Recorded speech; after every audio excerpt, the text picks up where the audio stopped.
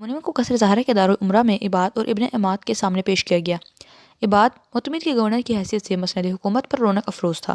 اس کے دائیں ہاتھ ابن عمار اور بائیں طرف اشبیلیہ کا قاضی بیٹھا ہوا تھا۔ ان کے پیچھے اشبیلیہ کے فوجی افسروں کی کرسیاں تھیں۔ مسند سے نیچے قرطبہ کے ان عمرا کی کرسیاں تھیں جو معتمد کے بادشاہت تسلیم کر چکے تھے۔ ان کرسیوں کے پیچھے پہرے دار اور سپاہی صف بستہ کھڑے تھے۔ مسند کے پاس دونوں طرف چند کرسیاں کسی خاص مقصد کے لیے خالی رکھی گئی تھیں۔ عبدالمنیم سپاہیانہ وقار کے ساتھ دربار میں داخل ہوا۔ اس نے ایک حقارت آمیز تبسم کے ساتھ ان عمرا کی طرف دیکھا جو ان کرسیوں پر بیٹھنے کے لیے قرطبہ کی عزت اور آزادی کا سودا کر چکے تھے۔ کسی کو اس کے ساتھ آنکھ ملانے کی جرأت نہ ہوئی۔ ابن عمار کے اشارے سے اشبیلیہ کا ایک فوجی افسر اٹھا اور اس نے ایک خالی کرسی کی طرف اشارہ کرتے ہوئے عبدالمنیم کو بیٹھنے کے لیے کہا، لیکن عبدالمنیم نے اس کی طرف توجہ نہ کی۔ ابن عمار نے کہا، ہم نے آپ کو ایک دوست کی حیثیت میں یہاں آنے کی تکلیف دی ہے، تشریف رکھیے۔ عبدالمنیم نے جواب دیا، نہیں، میں اس کرسی کی خاطر آپ کی دوستی قبول کرنے کے لیے تیار نہیں، میں کھڑا رہنے کو ترجیح دیتا ہوں۔ ابن عمار نے کہا، آپ کو معلوم ہے کہ اہل قرطبہ کی اکثریت شہنشاہ اشبیلیہ کی حکومت کو تسلیم کر چکی ہے۔ عبدالمنیم نے کہا، میں اس سے زیادہ جانتا ہوں۔ ابن عمار نے کہا، اور وہ کیا ہے؟ عبدالمنیم نے جواب دیا، وہ ایک لمبی داستان ہے جسے سننا آپ لوگوں کو پسند نہیں ہوگا۔ ابن عمار نے کہا، آپ کو بولنے کی اجازت ہے۔ جواب ملا، عبدالمنیم نے کہا، بولنے کے لیے مجھے آپ کی اجازت کی ضرورت نہیں۔ جب تک میرے منہ میں زبان ہے میں حق کی آواز بلند کر سکتا ہوں۔ سنیے، قرطبہ کی آزادی اور عزت پر چھاپا مارنے کے لیے تلیطلا سے ڈاکوؤں کا ایک گروہ آیا تھا۔ اہل قرطبہ ان ڈاکوؤں کے ساتھ لڑ رہے تھے کہ اشبیلیہ سے چوروں کا ایک گروہ ان کے دوستی کا لبادہ اوڑھ کر آ گیا۔ انہوں نے ان چوروں کو اپنی عزت اور آزادی کا محافظ سمجھ کر اپنے گھروں میں جگہ دی اور خود ڈاکوؤں کے ساتھ فیصلہ کن جنگ لڑنے کے لیے گھروں سے نکل گئے۔ انہوں نے ڈاکوؤں کو بھگا دیا، لیکن جب وہ واپس آئے تو چوروں کا گروہ ان کے گھروں پر قابض ہو چکا تھا۔ تم لوگوں نے دوستی کا نقاب اوڑھ کر ہماری پیٹھ میں ایک زہر آلود خنجر گھونپا ہے، اور میں یہ تسلیم کرنے کے لیے تیار ہوں کہ قرطبہ میں ایسے لوگ ہیں جن پر اس زہر کا اثر ہو چکا ہے، لیکن اس کا مطلب یہ نہیں ہے کہ انہوں نے اپنی مرضی سے تمہاری غلامی کی ذلت قبول کر لی ہے۔ انہوں نے اپنی گردنوں پر تمہاری تلواریں دیکھ کر اپنی کمزوری اور بے بسی کا اعتراف کیا ہے۔ اگر تمہارا یہ خیال یہ ہے کہ اہل قرطبہ تمہاری غلامی پر قانے ہیں تو ایک بار اپنی فوجوں کو قرطبہ کی چار دیواری سے باہر لے جاؤ، پھر دیکھو کہ اہل قرطبہ تمہارے لیے زہرہ کے دروازے کھولتے ہیں یا اشبیلیہ کی دیواروں تک تمہارا تعاقب کرتے ہیں۔ تم نے اشبیلیہ سے یہاں تک پہنچتے پہنچتے ایک مہینہ لگا دیا تھا، لیکن میں تمہیں یقین دلاتا ہوں کہ اہل قرطبہ تمہیں ایک ہی دن میں اشبیلیہ پہنچا دیں گے۔ ابن عمار نے میز پر پڑے ہوئے کاغذات اٹھائے اور انہیں لپیٹ کر عبدالمنیم کی طرف بڑھاتے ہوئے کہا، میں آپ کی اخلاقی جرأت کا اعتراف کرتا ہوں، لیکن یہ دیکھیے، یہ ان علماء کے فتوے ہیں جو سلطان معتمد کی بیعت کر چکے ہیں۔ عبدالمنیم نے جواب دیا، میں ان کاغذوں کو دیکھے بغیر ان نام نہاد علماء کے نام بتا سکتا ہوں۔ میرے نزدیک ان سب کے ایمان کی قیمت اس سیاہی سے بھی کم ہے جو ان کاغذوں کو سیاہ کرنے کے لیے استعمال کی گئی ہے۔ جس جنگل میں شیر رہتے ہیں اس میں لومڑیاں بھی ہوتی ہیں، بلکہ لومڑیوں کی تعداد شیروں کی نسبت زیادہ ہوتی ہے۔ ان فتووں پر ان علماء کے دستخط ہوں گے جو یہ سمجھتے ہیں کہ تم قرطبہ کی لاش نوچتے ہوئے انہیں بھی اپنے ساتھ حصے دار بناؤ گے، لیکن میں تمہیں ایسے علماء کے نام بتا سکتا ہوں جنہوں نے اس ایوان کی کرسیوں کے بجائے تمہارے قید خانے کو ترجیح دی ہے۔ اشبیلیہ کے قاضی نے کہا، میرا خیال تھا کہ آپ اندلس میں انتشار اور لامرکزیت کا دور ختم کرنے میں ہمارا ساتھ دیں گے۔ کیا آپ یہ کہہ سکتے ہیں کہ معتمد کے سوا کوئی اور حکمران اندلس کے مسلمانوں کو ملوک الطوائف سے نجات دلا سکتا ہے؟ عبدالمنیم نے کہا، آپ یہ کیوں نہیں کہتے کہ یہ خود غرضی، عیاری، مکاری اور عیاشی کا زمانہ ہے؟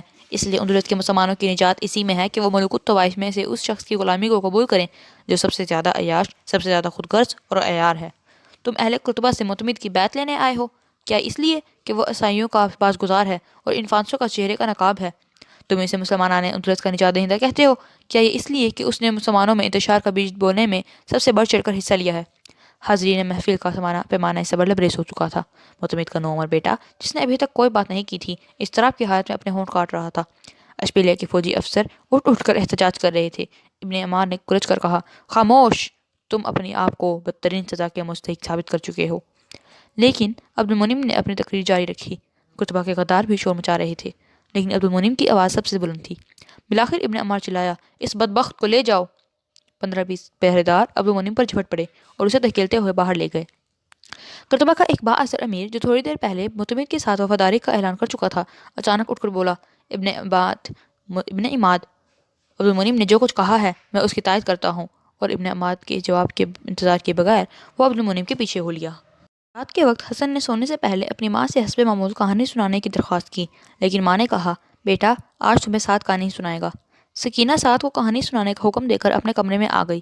وہ دیر تک اپنی کرسی پر بے حس و حرکت بیٹھی رہی، پھر دوسرے کمرے سے ایک کتاب اٹھا لائی اور کرسی کھسکا کر مشعل کے قریب بیٹھ گئی۔ یہ کتاب عبدالرحمن الدخل کی سوانح حیات تھی۔ چند صفحات پڑھنے کے بعد اس نے کتاب بند کر دی اور اٹھ کر بستر پر لیٹ گئی۔ سعد دبے پاؤں اس کے کمرے میں داخل ہوا۔ امی جان، اسے جھجکتے ہوئے کہا۔ کیا ہے بیٹا؟ ماں نے اٹھ کر بیٹھتے ہوئے کہا۔ تم ابھی تک سوئے نہیں؟ سعد نے کہا۔ امی جان، مجھے معلوم ہے کہ ابا جان قید ہو چکے ہیں۔ سکینہ نے اسے بازو سے پکڑ کر اپنے پاس بٹھاتے ہوئے کہا۔ تمہیں کس نے بتایا؟ سعد نے کہا۔ میں مغرب کی نماز کے لیے مسجد میں گیا تھا تو وہاں لوگ ان کا ذکر کر رہے تھے۔ تم نے اپنے بھائیوں کو بھی بتا دیا؟ امی جان، مسجد میں احمد میں بھی میرے ساتھ تھا، اسے بھی معلوم ہو چکا ہے، لیکن ہم نے حسن کو نہیں بتایا۔ امی جان، میں بڑا ہو کر ابا جان کو قید سے چھڑا آؤں گا۔ سکینہ نے اسے سینے سے لگاتے ہوئے کہا۔ سعد، تمہارے ابا جان کا حکم ہے کہ ہم کرناٹا چلے جائیں۔ سعد نے بدحواس ہو کر کہا۔ لیکن ابا جان کو قید میں چھوڑ کر ہم کیسے جا سکتے ہیں؟ ماں نے کہا۔ بیٹا، قید خانے کے دروازے توڑنے کے لیے طاقت کی ضرورت ہے۔ تمہارے باپ کی یہ خواہش ہے کہ تم کرناٹا سے ایک مجاہد بن کر نکلو۔ کرناٹا میں تمہارے خالو اور ان کے دوست تمہیں وہاں تعلیم دے سکتے ہیں جو ایک مجاہد کے لیے ضروری ہے۔ سعد کچھ کہنا چاہتا تھا کہ خادمہ کمرے میں داخل ہوئی اور اس نے کہا، الماس آ گیا ہے اور وہ پوچھتا ہے میرے لیے کیا حکم ہے۔ سکینہ نے کہا، اسے بلاؤ، میں دروازے پر خود اس کے ساتھ بات کرتی ہوں۔ خادمہ چلی گئی۔ تھوڑی دیر بعد کمرے سے باہر الماس کے پاؤں کی آہٹ سنائی دی۔ سکینہ دروازے کے پردے کے پیچھے کھڑی ہو گئی۔ سعد نے باہر نکل کر سوال کیا، تیجا الماس، ادریس کے ابا کیسے ہیں؟ الماس نے جواب دیا، میں نے انہیں گھر پہنچا دیا ہے، ان کی حالت اچھی نہیں۔ سکینہ نے کہا، تم ان کے علاج کے لیے یہاں سے کسی تجربہ کار طبیب کو لے جاتے۔ الماس نے کہا، قرطبہ میں ابوالفتح سے بہتر طبیب کون ہو سکتا ہے، لیکن وہ بھی زیادہ پر امید نہیں۔ میں آپ سے یہ پوچھنا چاہتا ہوں کہ آقا میرے متعلق کیا حکم دے گئے ہیں؟ مجھے ازارہ ہی میں ان کے متعلق علم ہو گیا تھا اور یہی وجہ ہے کہ میں نے یہاں حاضر ہونے میں دیر لگائی۔ میں شہر میں ان کے بعض دوستوں سے مشورہ کرنے کے لیے چلا گیا تھا، لیکن جس سے مجھے نیک مشورے کی امید تھی وہ یا تو قرطبہ سے بھاگ گئے ہیں یا قید ہو چکے ہیں۔ سکینہ نے کہا، سردست، تمہاری بھاگ دوڑ ٹھیک نہیں۔ وہ تمہارے لیے جو حکم چھوڑ کر گئے ہیں وہ تمہیں بتا دیا جائے گا۔ اب تم جا کر آرام کرو اور علی صبح جا کر معلوم کرو کہ عبدالجبار کی حالت کیسی ہے۔ سعد کے ابا تمہیں اپنے بھائی سمجھتے تھے اور میں بھی تمہیں نوکر نہیں بلکہ اپنا بھائی سمجھتی ہوں، لیکن اگر اشبیلیہ والوں کو یہ شک ہو گیا کہ تم ایک بھائی اور دوست کی حیثیت میں ان کے لیے بھاگ دوڑ کر رہے ہو تو ممکن ہے کہ وہ تمہیں گرفتار کر لیں۔ آپ کیا کہتی ہیں؟ ان کی خاطر اگر وہ میری بوٹیاں بھی نوچ ڈالیں تو میں اف نہیں کروں گا۔ الماس، میں تمہیں جانتی ہوں، لیکن ان کی خاطر تمہارا قید سے باہر رہنا زیادہ ضروری ہے۔ اب جا کر آرام کرو۔ سعد نے اندر آ کر کہا، امی جان، میں بھی صبح الماس کے ساتھ جاؤں گا۔ بہت اچھا بیٹے، چلے جانا۔ الماس چلا گیا۔ تھوڑی دیر میں سعد اپنے کمرے میں جا کر بستر پر لیٹ گیا تو مختلف خیالات اس کے دماغ میں چکر لگا رہے تھے۔ کبھی وہ قید خانے پر حملہ کر رہا تھا، کبھی وہ اشبیلیہ کی فوج کے ساتھ جنگ کر رہا تھا، اور کبھی یہ کہہ رہا تھا کہ ادریس اور اس کی بہن میمونہ کو تسلی دے رہا تھا، گھبراؤ نہیں، تمہارے ابا ٹھیک ہو جائیں گے۔ آدھی رات کے وقت اسے نیند آ گئی اور جب صبح کے وقت اس کی آنکھ کھلی تو ماں نے اس کے سرہانے کھڑے ہو کر کہہ رہی تھی، سعد، سعد، اٹھو بیٹا، نماز کا وقت جا رہا ہے۔ سعد نے آنکھیں ملتے ہوئے کہا، امی جان، چچا الماس چلا گیا؟ ہاں بیٹا، وہ تمہیں بلانے آیا تھا لیکن تم سو رہے تھے۔ اب تم نماز پڑھو، وہ تھوڑی دیر تک واپس آ جائے گا۔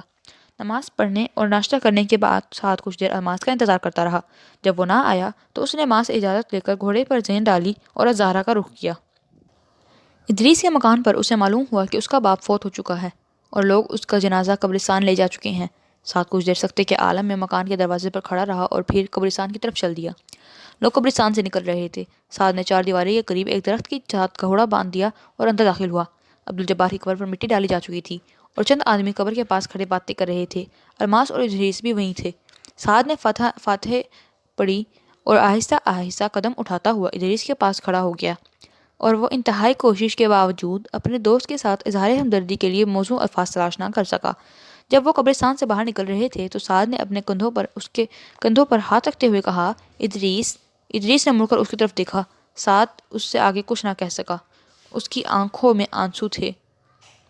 اس کے آنسو احساسات کی ترجمانی کر رہے تھے۔ ادریس نے اس کا ہاتھ اپنے ہاتھ میں لے لیا۔ اگلے دن سعد اپنی ماں اور بھائیوں کے ساتھ ادریس کے گھر آیا اور اس نے ادریس کو بتایا کہ ہم پرسوں غرناطہ جا رہے ہیں۔ ادریس نے پوچھا، واپس کب آؤ گے؟ سعد نے ابیدہ ہو کر جواب دیا، مجھے معلوم نہیں، امی جان کہتی ہیں کہ اب ہم کرتبہ میں نہیں رہیں گے۔ میمونہ ان کی باتیں سن رہی تھی۔ وہ سسکیاں بھرتے ہوئے بولی، ہم بھی یہاں نہیں رہیں گے۔ سعد نے اسے تسلی دینے کی کوشش کی لیکن وہ پھوٹ پھوٹ کر رونے لگی۔ سعد کی ماں نے آگے بڑھ کر اسے گود میں لیا اور پیار کرتے ہوئے کہا، ہم بہت جلد واپس آئیں گے اور ہم ہر روز تمہارے پاس آیا کریں گے۔ جب وہ رخصت ہو رہے تھے تو ادریس اور میمونہ مکان سے باہر ان کی بگھی کے قریب کھڑے تھے۔ سعد کی ماں نے بگھی پر سوار ہونے سے پہلے ایک بار پھر میمونہ کو پیار کیا اور پھر ادریس کے سر پر ہاتھ پھیرتے ہوئے کہا، بیٹا تم مرد ہو، اپنی ماں اور بہن کو تسلی دیا کرو۔ بگھی روانہ ہوئی تو ادریس اور میمونہ دیر تک باہر کھڑے اس کی طرف دیکھتے رہے۔ تیسرے دن الماس عبدالمنعم کے مکان کے دروازے پر کھڑا اس بگھی کی گورناطق کی طرف جاتے دیکھ رہا تھا۔ سعد کھڑکی سے سر نکال کر کہہ رہا تھا، چچا الماس، ادریس کے پاس ضرور جانا۔